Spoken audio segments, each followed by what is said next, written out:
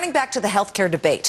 House Majority Leader Steny Hoyer saying today that the health care bill momentum is, quote, growing.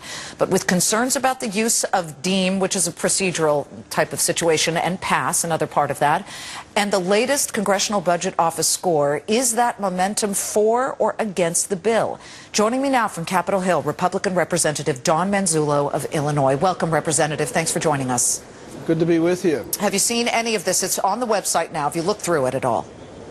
I'm just having my staff download it, but I understand that instead of there just being one page, that they've decided to put 4 pages on 2 sides to diminish the actual size of the bill. At least that's a rumor that we've heard. Okay, so they're saving paper. At it yet. All right, that's good. Let's not be wasteful in Washington. I'm happy about that. Some of the points, and we can at least put some of these up on the screen, things that appear to have changed. They've lowered some of the penalties for both individuals and businesses who didn't get coverage, trying to encourage people to get coverage. Another couple of things, taxing the so-called expensive Cadillac plans, that won't happen until 2018. Looking at any of these changes, does anything convince you at all, Representative, to get closer to maybe voting for this thing?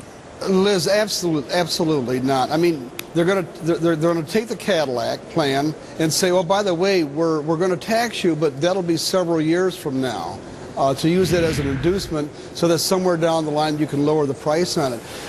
Liz, what bothers me, my wife had cancer 4 years ago, and she has a titanium brace in her back. She had the utilization of some great radiology machines, the best machines in the world. People in America don't realize that those machines are taxed.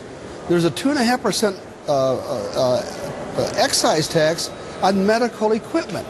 And the whole purpose of this bill is supposed to bring down the cost of health care. How can you do that when you're taxing these life-saving devices? It doesn't make sense. Well, I know the Democrats, and I've spoken to some of them about this, they would argue that that's the way that you're going to eventually get all these people covered, is making it a little bit painful for the higher income earners and then putting fees on some of the medical products makers. Understandably, the products makers absolutely despise that. But let me bring it around to this, Representative.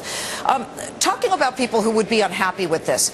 Look, pre-existing diseases, those people can no longer be dropped because of this bill. Cadillac health plans will eventually be taxed, but deeper down the line. Huge rate increases that we've seen recently on behalf of insurers, those would be crimped. People who are covered by employers would still get to keep that insurance. So that whole group won't be complaining. Well, who will? Well, just a second. But buried in the bill is the authority of the federal government to determine insurance rates. And granted, you know, some of these companies have had very large rate increases, and we think that's wrong. But there are other ways that we can solve these problems, and you can do it incrementally. For example, if you had taken 10 or 15 small bills, and the first one would be to increase community health centers, passed unanimously. Second one would be to have association health plans in order for small groups of people and individuals to join together in massive purchasing pools. Now, that's how you get your savings, and that's how you bring down the cost. And in that bargaining power, that's how you can do away with the pre-existing illnesses. But there's nothing free in life. And if you sit there and try to accommodate everybody and to try and insure everybody, ultimately that's going to raise the cost of health and accident insurance. In fact, CBO, it depends on which study you look at, says eventually it's going to raise the cost of health and accident insurance. Are you going to be working all weekend to read this thing, Representative? I mean, it's really looks like it's coming down to the wire. Do you think they'll get enough votes to pass this?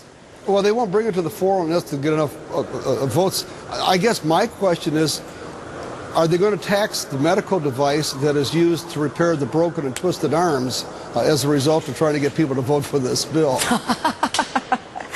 Okay, I'm glad you have some humor about this. I know it's hard during this time when there are such fundamental differences, but Representative, thank you for coming on to state your case. Anytime. We'll talk to you later. Thank you. Representative Donald Manzullo of Illinois, our appreciation to him.